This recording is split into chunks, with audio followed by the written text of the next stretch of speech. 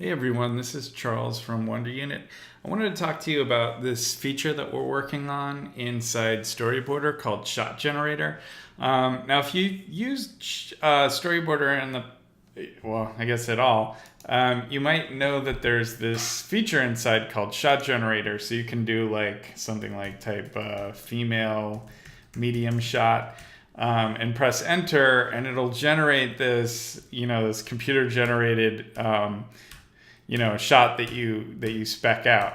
And then from here you can do things like select a shot that you want and modify like some small things. So you could say like, oh, I want this camera shot to be like from a high angle or a low angle or worm's eye, and then if you press enter, you can get these sort of randomized shots. You can use these for guides that you can draw over the top of. The problem is, of course, that you can't really finely control any of this stuff. So you can't move the camera around. You can't if there's two people in the picture, you can't really pose the other character, things like that. So what we've been working on is a tool for more fine-grained control, which will essentially be an extension of the shot generator. So what is it? It's a quick way to lay out shots. The idea being a simple interface to basically, I guess the dream is to direct visual shots using a simple, easy-to-use tool. So why are we building this? Not everyone can draw, so for a lot of people that want to be able to storyboard, they don't feel confident, or they just simply don't have the ability to draw. Like maybe using a tool like this would be pretty good. Sometimes you have very specific shots that you want to make, and for this tool, it'd be pretty easy to use. You can frame camera shots pretty easily. You can make changes, and then there's also some like pre-production benefits, which I can go over in a bit. But I guess really quickly, the interface for this is very ugly in its sort of developer state. But at the top we have some buttons here. We have a top-down view of the scene. We have all of our objects in a scene. And then this perspective camera view, and that's pretty much it. So like, let's say if I have a shot and I want to add a character, I can just click the add character button. I can move that character to wherever I want, rotate the character. If I want to add an object, I could just click an object. I can move it around either by just clicking and dragging, and what it does kind of moves it along moves it along horizontally. And then another thing I can do is I can just like click and drag on the overhead view, so I can drag these objects around, sort of place them however I want. The other thing is that control-wise, controlling the camera is pretty much like, I guess how you might control a video game. You just click and drag your mouse around, and then using WASD on the keyboard, you can move the camera around however you want. The camera is sort of modeled after, well, I guess it's basically it's like a rig where you can move around forward, back, left, and right. You can also move with the F and the R key up and down. So if you want to do worm's eye, you could do that pretty easily. And then lastly, if I select the camera, I can also roll it for like a Dutch angle kind of thing. Like a Hitchcock movie or something like that. Anyways, so let's see. Let me get this back to normal. All right. So the other thing that I can do that's pretty cool is I can pose characters specific. So like, let's say if I want to pose this character and I want to make the character run, and this character, I don't know. Let's see. I guess I don't know, Indian style. Let's do that. So now I have this these two poses. I can kind of set this character however I want by clicking on them, rotating them, moving them around, etc. But what's also cool is that I can. So one of the issues with posing characters is, like, let's say in this case, you can see the bone structure of this character. But like, let's say I want to be able to move the character's head around. One of the problems with rotating in 3D space is that well, rotating in the 2D space for 3D is very difficult. So a thing that we did, which is kind of novel, kind of cool, is if you connect your phone, basically if you connect your phone and it's as simple as just going to a IP address, similar to the way you like import a Storyboarder worksheet. You can rotate the positions of any of the bones. So this is me just moving my phone around using the accelerometer of the phone. It feels super natural. And what's cool about this is, like, very easily I can just go in and I can be like, oh, I kind of want to, like, a different position of the hand here. So I might like move that hand. Let's say if I want her to sort of slightly, like, lean forward and over a little bit, I can basically set up these poses really easily. And what's cool about that is that I can have very fine-grained control of how I want to pose the character. And it's very easy to do on the cell phone. So yeah, and the idea in the future, of course, is that once I make those poses, even though we have pre sort of designed poses, you'll be able to save your own poses. So if you want to make, basically the idea would be that all of these poses are just kind of jump off poses. So yeah, you could have flying, but when you make the minor modifications that you want, to pose the character however you want, you can save those presets and then reuse them however you want after that, which is great. Let's see.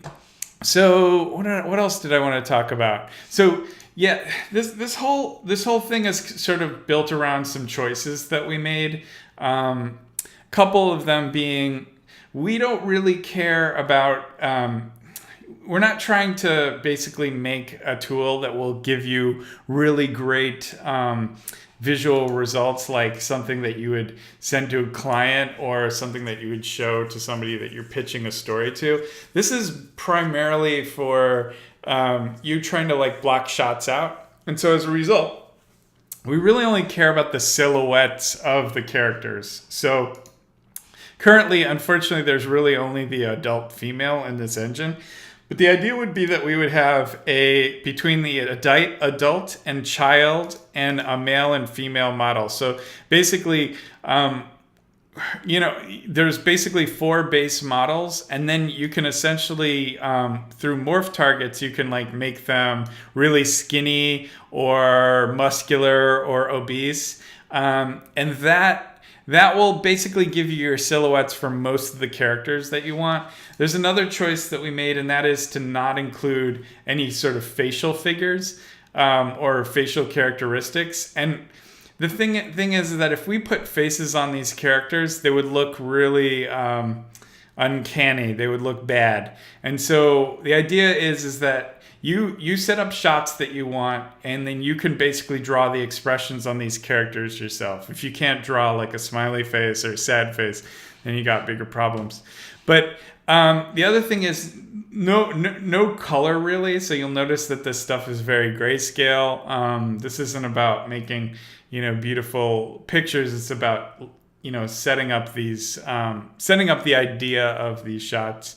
We're trying to keep the interface super simple. So we're trying to make it so that even though these sort of have the same aspects of what a 3D modeling program has. We're trying to keep it as so simple. So like, for example, when you move these characters around, there's no way you're ever going to be able to lift the character off the ground, which is a thing I always do when I'm in 3D programs. But if you really, really, really want to, I can, you can move this character, and if you want to put them on the box, you can just change their Z height and then just plop them on the box here. So now she's standing on the box, and I can move around here. It looks fine. The other thing is that the ability to add objects, and so the standard object is a box. When we're blocking out stuff, it's very if we need a table, then we could basically easily block out something that's about the height of a table. And set its width and depth, and now all of a sudden we have a table that somebody could sit at. Now, even though it doesn't look like a table, it just looks like a box, we can basically draw that box in. So boxes are basically like the building blocks. But the idea is that you can change these to any sort of models that you want. So we have these kind of crappy models we just put in really quick. But if you want a chair or something like that, or even a tree, you could do that. And the idea would be that you put these models in a folder, and you could basically have as many different models as you want in the future. The other thing is minimal lighting. Even though we will have the ability so that you can add lights, even though that doesn't work yet, you'll be able to place the lights, and the lights will be visible in the scene so that you can see them in the top-down view. However, obviously, it's impossible to recreate accurate lighting inside of a computer simulation. And so we're not going to even attempt that, other than to show you from an iconic perspective. Oh, here's where the lights are. Maybe you get some indication of the motivation of the lighting. But overall, it'll still very much look like a sort of wireframe kind of look of what the scene is. The other thing is that in terms of workflow, the idea would be that you might in Storyboarder start with a simple you say like, oh, I need somebody like a man running, and then you generate a bunch of these shots, and you're like, let me see. This is one I might want. So the idea would be that I have this shot, but I don't exactly. It's a little bit too far to the left here. I want to reframe the shot, and I might want to add more stuff in there too. So what I could do is I could basically press a button that would break me out into this window, and then what I would see is, let's pretend this is a man for a second, and this they're running, and then I can basically go in, change the position of the camera however I want, and then add some more objects in there. I don't know where they went. Oh, I guess they're behind here. And yeah, then I have the shot that I want. What else do I got here? So yeah, workflow wise, it's one thing to start a shot within this interface. Yeah, you can totally do it. But you could also start from a thumbnail. So if you had a bunch of thumbnails, you could have your thumbnails that you draw in the margins of a script or whatever. You could import those, and then every thumbnail that you have, the idea would be that you could break out into this view, and there'd be a guide of the thumbnail that would be sort of superimposed over the top. And then you could basically just try to match your scene by adding characters that you wanted and objects, and then all of a sudden you have your scene, and you can make minor changes. So you could say, like, oh, I want the camera right here or something like that, or I want to change the field of view, so it's like a super wide angle shot. And these are kind of things that you can't easily do when you're thumbnailing, but that you can do very easily in the context of a tool like this. The other thing is that, let's say you did have some boards that you drew and you wanted to make minor changes. You could also superimpose the board, recreate the shot in 3D, make changes, and then take those changes and give them back to your board artist, or you yourself could make those changes in your boards. Yeah, so I mean, very, very simple. And the other thing is, I guess, feature-wise, you can have multiple cameras. So I can place a camera wherever I want and then easily switch between the two of them. And what's cool is, like, in the future, I'll be able to insert these shots. So if I created a scene, I can create a scene with multiple cameras. Like, let's say I have an over-the-shoulder type shot. I can, basically create an A and B camera, switch between them, and insert those shots for my from my over-the-shoulder shot. The idea. Let's see. I got some fun stuff. So you can, like, save, but the idea would be that you would that every time you insert a shot into Storyboarder will store all of the 3D metadata. So if you make a shot and you draw over the top of it and you want to make an edit to that, you'll be able to open up all of the original scene in the shot generator. So, if like, let's say I had this shot as one of my boards, and I've drawn over the top of it, but I'm like, I really want this camera angle so we can, like, see a little bit more of her face. So I could basically just go in and then make that change and then reinsert it and basically redraw it. Doesn't have it currently, but the idea is that, we'd have guides in here. There's another aspect in that is that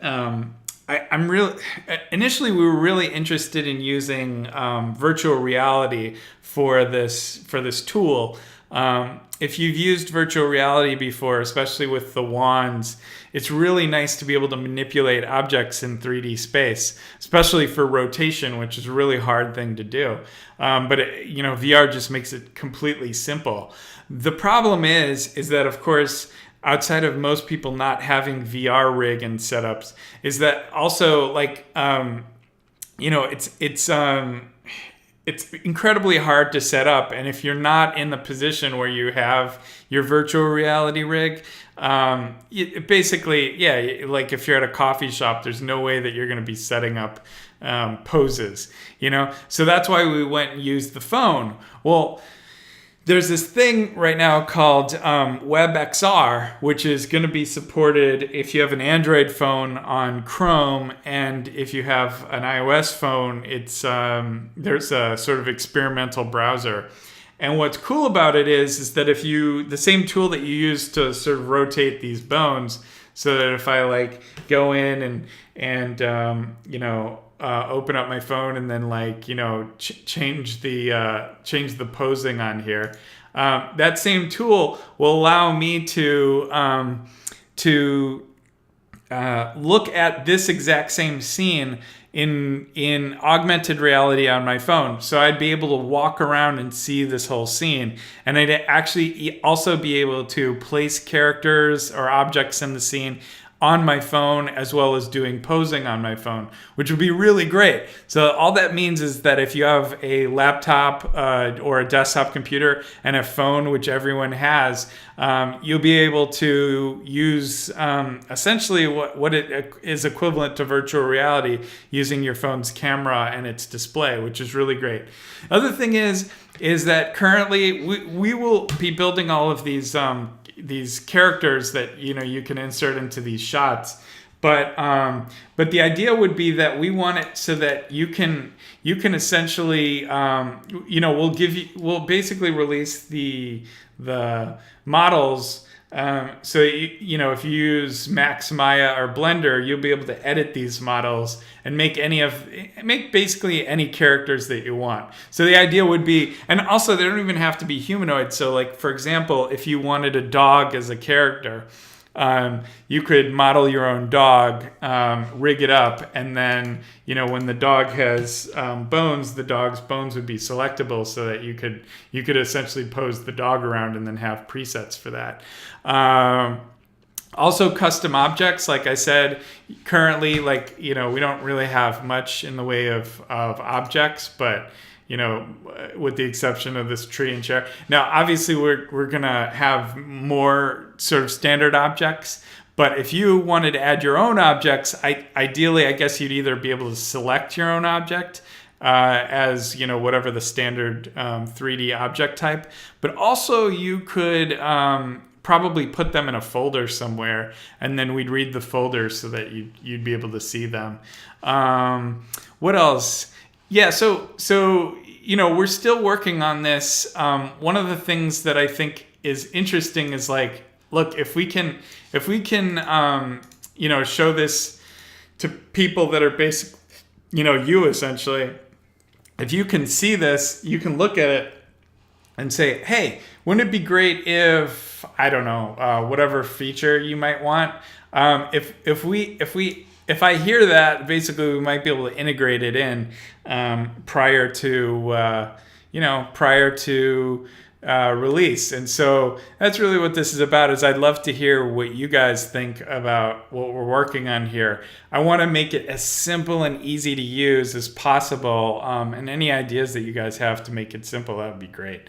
Anyways, please let me know if you guys have any ideas.